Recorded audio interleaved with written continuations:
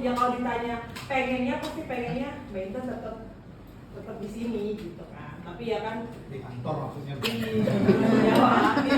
Di tiga ya. Tetap di Duren Tiga tapi kan ternyata tidak bisa gitu. Jadi kalau disuruh pesan dan kesan, pertama mungkin kesannya aku mau bilang terima kasih dulu ke Mbak Intan karena Mbak Intan adalah orang yang membantu saya dalam beradaptasi di Rendal pada saat pindah dari perwakilan ke Rendal. Itu kan masih banyak nih hal-hal yang perlu saya pelajari. Jadi yang orang yang sering atau yang paling banyak biasanya salah satunya adalah Mbak Intan. Jadi terima kasih Mbak Intan sudah membantu saya untuk beradaptasi di Rendal. Kemudian saya juga mau, bentar ya, saya tulis soalnya. Oh iya. Kemudian juga saya mau mengucapkan terima kasih ke Mbak Intan karena di rumah tuh saya sebagai kakak anak pertama, tapi karena ada Mbak Intan saya merasa punya kakak gitu. Jadi kalau misalnya tenang ada Mbak Intan, cari hotel tenang ada Mbak Intan gitu. ini tenang ada Mbak Intan gitu. Jadi Mbak Intan benar-benar jadi kakak saya dalam banyak hal, maksudnya dalam hidup keseharian juga, sama juga dalam bekerja. Jadi makasih Mbak Intan udah menjadi kakak saya selama di sini. Kemudian salah satu hal yang saya amazed juga Mbak Intan ini, Mbak Intan tuh mungkin nanti kalau teman-teman sudah penugasan sama Mbak Intan, beliau tuh jago banget negosiasi. Saya nggak tahu kenapa semua mitra Pak, kalau Mbak Intan yang minta data itu tuh dikasih, padahal Mbak Intan tuh kalau saya lihat chatnya panjang banget mitra ini.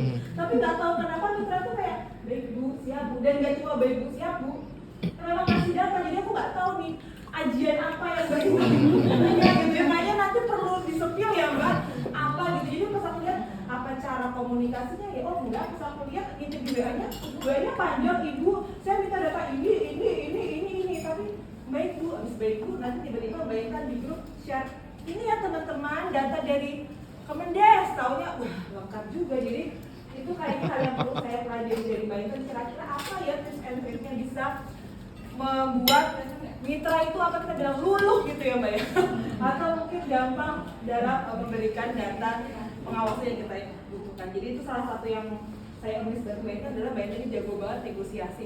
Hal-hal yang kayaknya nggak mungkin deh Mbak, kayaknya nggak punya deh dia, nggak mau kasih. Tapi kalau Mbak Intan sudah nggak apa-apa aja kita coba tahu ada ini datanya gitu ya. Kalau memang datanya ada ya Mbak ya, kalau memang enggak ya tetap terinfokan juga informasinya.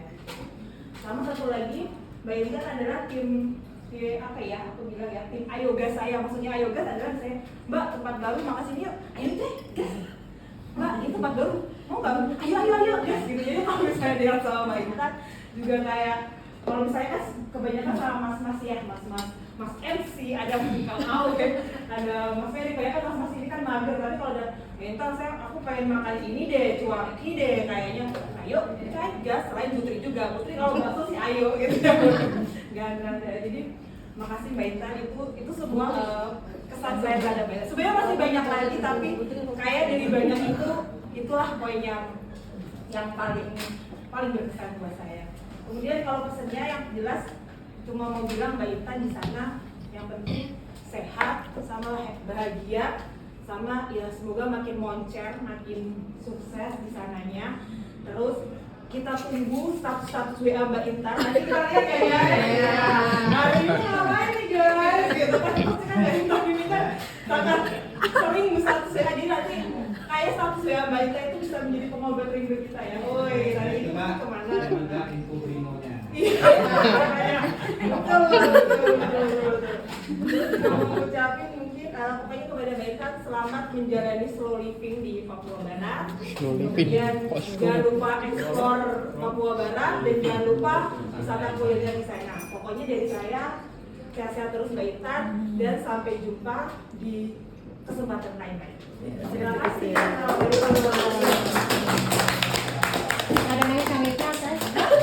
Nangis? Gak seru dong.